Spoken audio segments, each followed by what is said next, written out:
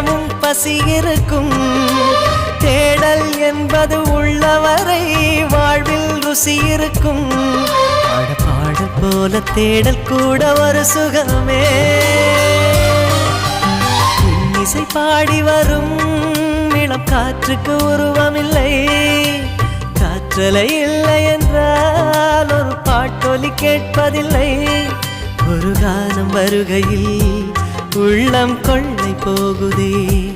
ஆனால் காற்றின் முகவரி கண்கள் அறிவதில்லையே. இந்த வாழ்க்கையே ஒரு தேடல் தான். அதை தேடி தேடி தேடும் மனது தொலைகிறதே.